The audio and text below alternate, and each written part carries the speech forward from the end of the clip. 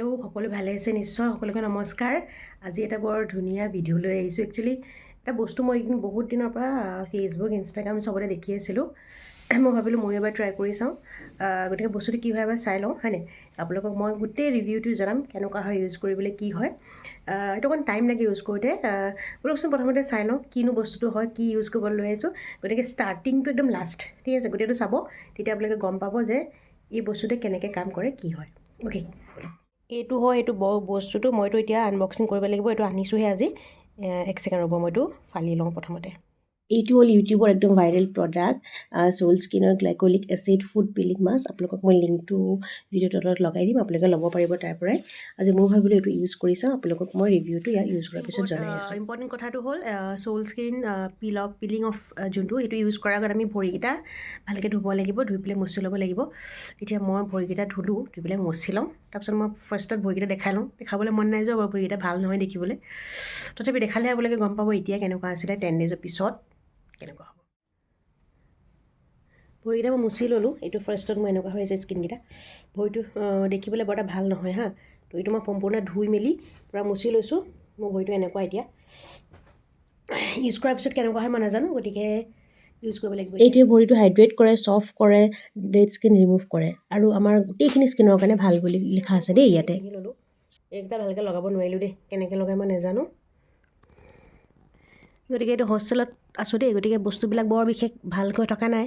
বৰ বেছিকৈ নাচাব আৰু ক'ত কি বস্তু আছে, জাষ্ট আপোনালোকে কনচেনট্ৰেট কৰক যে মই এইটো এক্সপ্লৰেটিং পিলিং স্কিন, সেইটোত এতিয়া মই এইটো ইউজ কৰিছোঁ।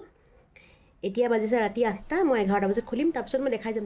আপোনালোকক মই ডে 1ৰ পৰা ডে 10লৈকে দেখাই যাম। মাজে মাজে স্কিপ কৰি দিম, কিয়নো গোটেই মাজৰ কেইটামান দিনত ইমান বেছি এৰোৱা নাছিলে, আৰু অলপমান মই ৰাতি চিকুটি এৰুৱাই থাকোঁ, সেইকাৰণে সেইখিনি ৰেকৰ্ড কৰা নহ'লে। গতিকে এইকেইটা যোনখিনি এৰালে সেইখিনি আপোনালোকে চাই লওকচোন। গতিকে আপোনালোকে গম পাব বস্তুখিনি কেনেকৈ এৰায়গৈ।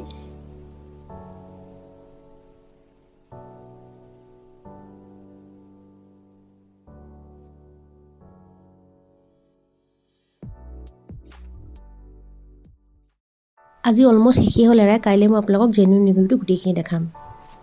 চাব পাৰে মোৰ ভৰিৰ গোটেই স্কিনৰ ধুনীয়াকৈ এৰাই মেলি একদম বেবী স্কিন ওলাই গ'ল, যথেষ্ট ধুনীয়া। কিন্তু চবতকৈ প্ৰব্লেম কিছুমান হয় কি, স্কিনটো বহুত দিনেই এৰুৱাব লাগে, পটককৈ এৰাই নাযায়, সৰুকৈ অকণ থাকি যায়। গতিকে এয়া মোৰ ফাইনেল লুক নহয় আৰু, ভৰিটো পিলিং অফ হৈ পেলাই ভৰিটো এয়া ভাল হৈ গ'ল। চবতকৈ গোৰোহাটো চবতকৈ ধুনীয়া হৈ যায়, যিটো গোৰোহা ৰাফ আছিলে ন, এতিয়া ধুনীয়াকৈ মিহি হৈ মেলি একদম ধুনীয়া বেবী স্কিন ওলাই গ'ল।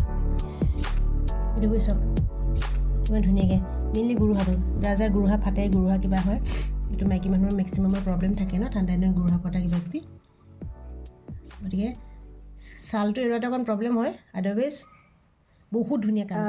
গতিকে এইটো Soul Skin glycolic acid food peeling যোনটো আমাৰ মাস্ক, এইটোৱে মোক যথেষ্টখিনি হেল্প কৰিলে মোৰ স্কিনটো ৰিগ্ৰ'থ কৰিবলৈ, যোনখিনি ডেড স্কিন আছিলে, টেনিং আছিলে, সেইখিনি নাইকিয়া কৰিবলৈ।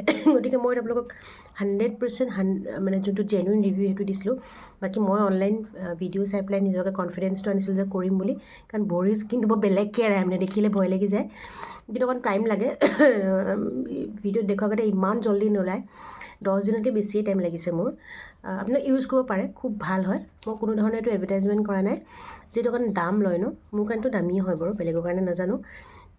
গতিকে যিহেতু অকণমান কষ্টলি হয়, গতিকে কোনোবা জনা শুনা মানুহে, কোনোবা চিনাকি মানুহে যদি এইটো ৰিভিউটো দি দিয়ে, আমাৰ ইউজ কৰিবলৈ সুবিধা হয়। গতিকে আপোনালোকে ইউজ কৰিব পাৰে। মোৰ ফালৰ পৰা এইটোৱে আছিলে ৰিভিউটো।